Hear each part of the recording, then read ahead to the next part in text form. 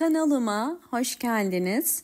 Bugün sizlere orkide bakımında 4 önemli püf noktadan bahsedeceğim. Kışa girerken orkideleri nasıl kışa hazırlayabileceğimizi sizlere 4 farklı yöntem ile göstereceğim. Birinci metot, orkideleri bugün tarçın kullanacağız. İlk olarak birinci yöntemimiz için çubuk tarçın kullanacağım. Hemen yakından gösteriyorum. Bu gördüğünüz tarçın kabukları orkide bakımında çok faydalı. Bunu ilk olarak nasıl kullanacağız? Hemen birinci metodumuza geçelim.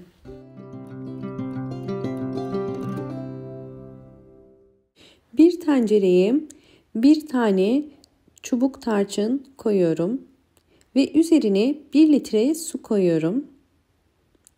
Daha sonra bunu ocağın üzerine koyup altını açacağım ve kaynamasını bekleyeceğim.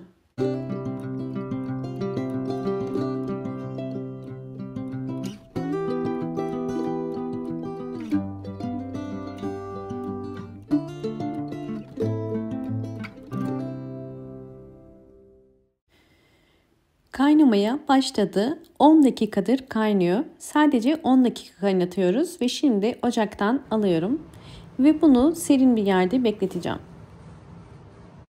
Orkide bakımında ilk yapılması gereken orkidenin kök ve yapraklarını kontrol etmek. Elimde gördüğünüz orkidenin yaprakları gayet sağlıklı görünüyor. Canlı ve parlaklar. Hemen saksı içindeki köklerine bakıyorum. Saksı içindeki kökleri de gayet sağlıklı, yeşil ve aktif. Bu orkidemizin sağlıklı olduğunu gösteriyor. Böyle bir orkidenin çiçek dalı yoksa nasıl çiçeklendirebiliriz? Hemen İlk yapmamız gereken birinci püf nokta, önceden çiçek döktüğü dalın budamak. Bunlar dolu boğumlar, yani içinden yeni çiçek dalı çıkabilir. Bunlar da boş boğumlar, çiçeği dökülen boğumlar.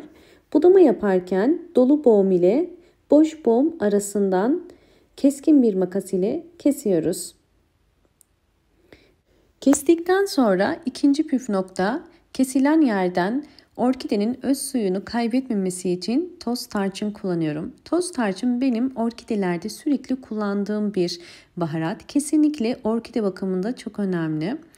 Toz tarçın özellikle içinde bulunduğu antioksidan özelliği sayesinde bu tarz orkide bakımlarında çok fayda sağlıyor. Bakın, kesilen yerin kısa sürede kurumasına yardımcı olacak ve böylelikle yeni çiçek dalı çıkarmasını kolaylaştıracak. Bu da yine elimde bakın bulunan bir orkidem. Bu orkidemin bu kestiğim dalları, kesilmeyen dalı ise gördüğünüz üzere sararmaya başladı. Bu yüzden orkidelerde kesinlikle budama işlemini geciktirmeyin. Mutlaka orkideniz çiçeklerini döker dökmez hemen budama yapın.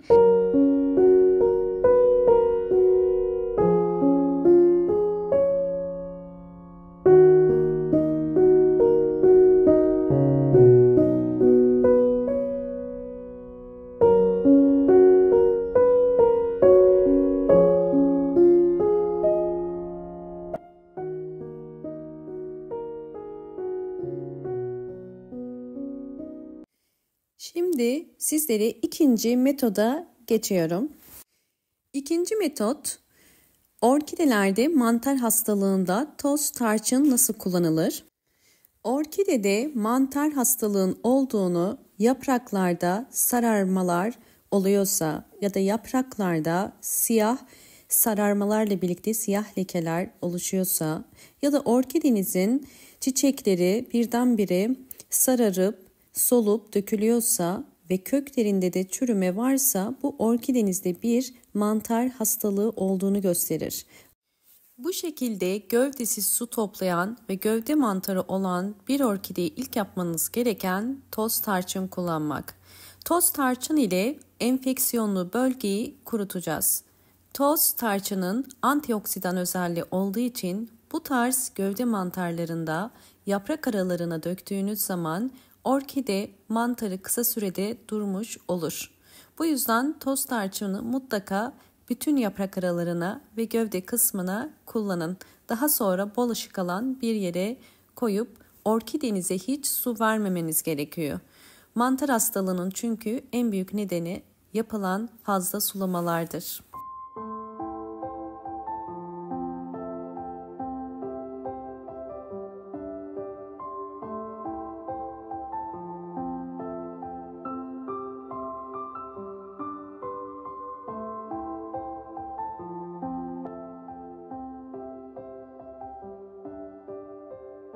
Evet, artık su yeterince soğudu. Şimdi süzüyorum. Ölçü olarak 200 milim tarçınlı su kullanacağım ve bunun üzerine 400 milim su koyuyorum.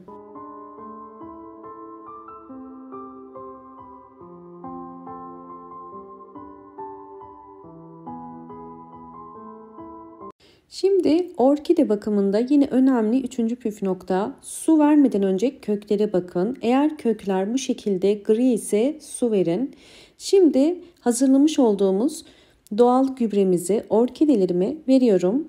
Her bir orkide saksısı için 5 yemek kaşığı vermeniz yeterli. Yine bakın, özellikle kökleri çok çürüyen ve kalmayan kökleri varsa bu tarz orkidelerde de mutlaka yine kullanmanızı tavsiye ederim. Çünkü saksı içerisindeki çürüklerin durmasına yardımcı olur. Tarçınlı su hem orkidenizi böceklerden ve hastalıklardan korur, hem de orkidelerinize gübre olarak bol bol yeni çiçek dalı çıkarmasını kolaylaştırır. Orkidelerde yaprak sararmaları, dal sararmaları varsa yine tarçınlı suyu tavsiye ederim. Bol bol yeni yapraklar ve canlı sert yaprakları sahip olmasına yardımcı olur. Hemen sonuçları gösteriyorum.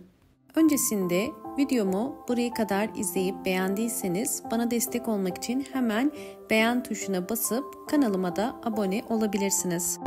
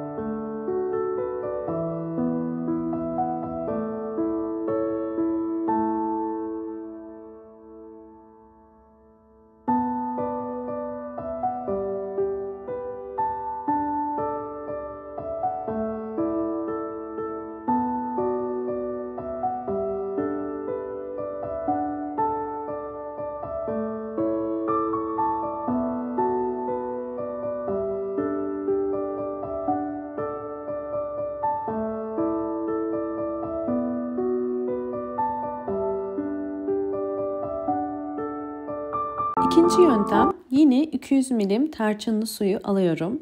Bu yöntemde orkide yapraklarını dezenfekte edeceğiz.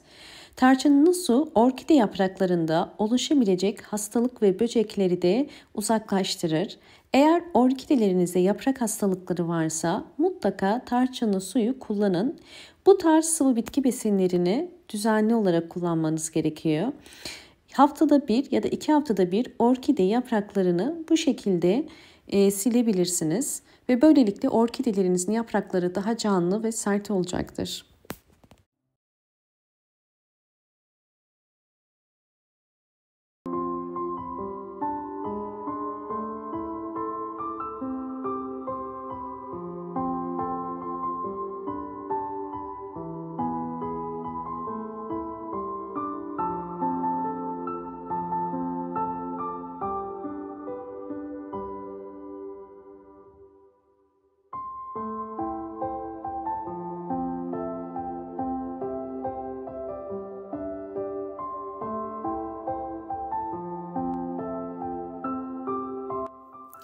Orkidelerimin gelişimlerini sizlerle paylaşacağım.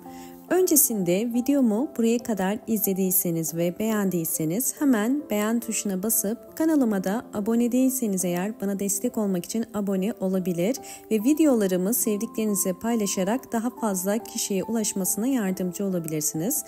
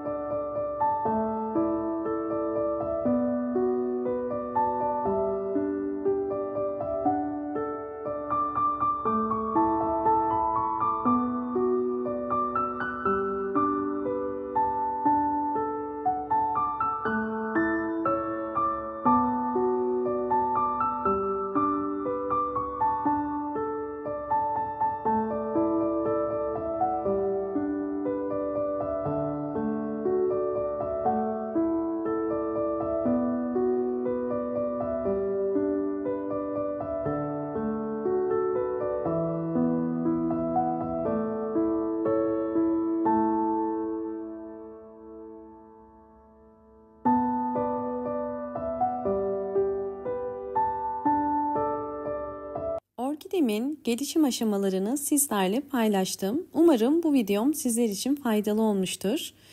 Videomu buraya kadar izlediğiniz için teşekkür ediyorum. Hoşça kalın, sağlıkla kalın.